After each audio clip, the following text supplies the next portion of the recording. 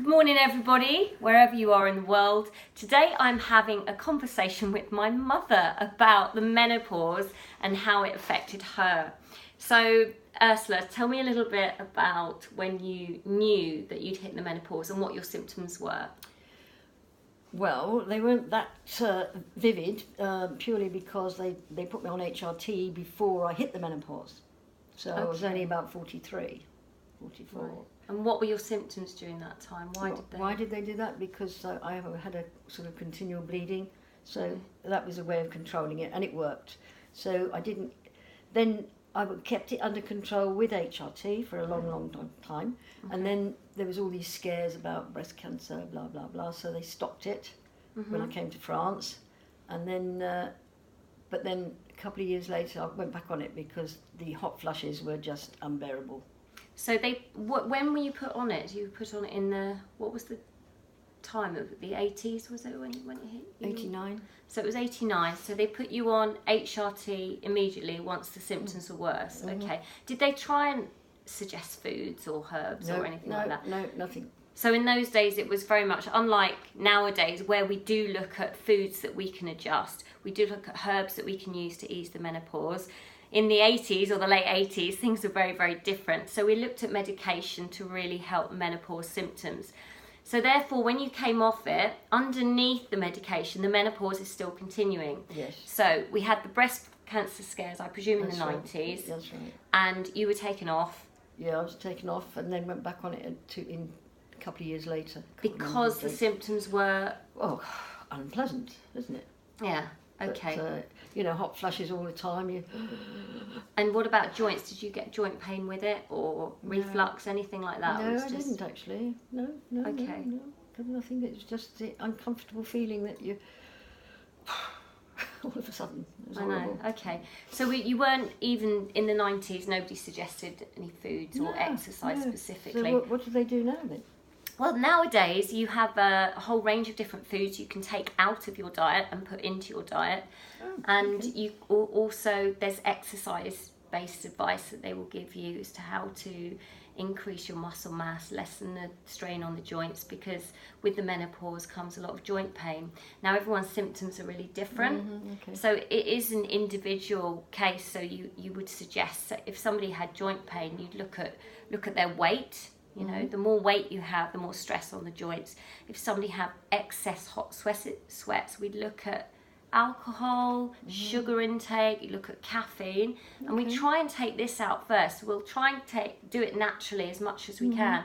If somebody's symptoms are absolutely horrendous, then obviously medication is the way to go, because it affects people in so many different ways. But HRT is brilliant, and it's much better than it was. It was sort of very chemically based as far as I can remember.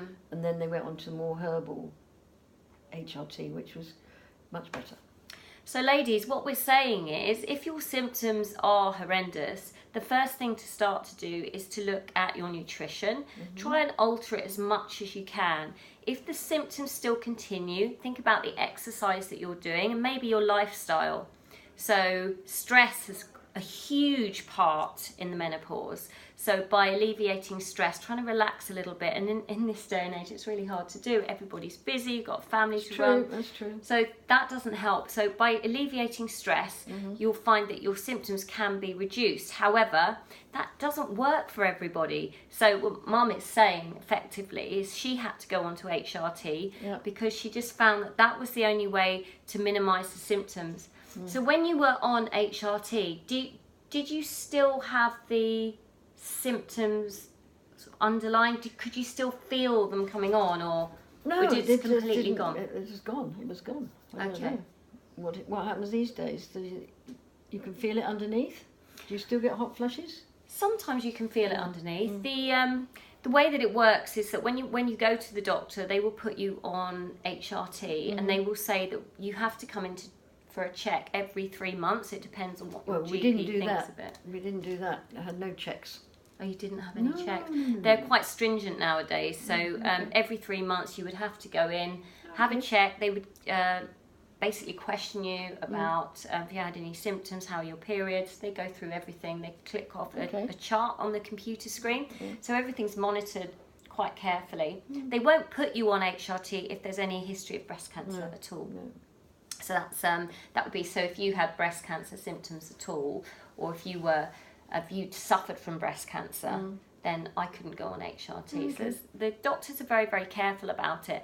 And obviously it should be the last resort. You want to try and nurture your body, try and make sure that you can do things naturally as much as possible.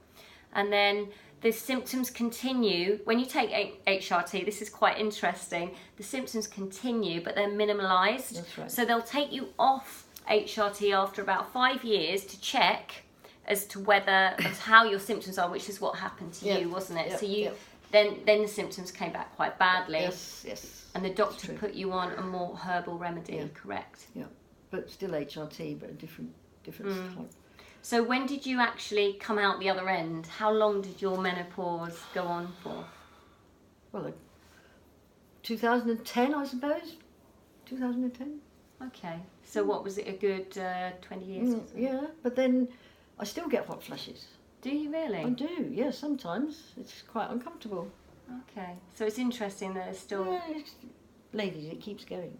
It keeps going. Now, some of you will be lucky enough that after 5 years it just disappears. No, but I think, maybe unfortunately... maybe I delayed it with HRT, so I still get symptoms. Yeah, you could have possibly done, but everybody is different, and that's why, you know, the natural way will work for some people have to go onto medication, and I'll probably be quite unlucky like my mother and have to go through it for 20 years. Exactly.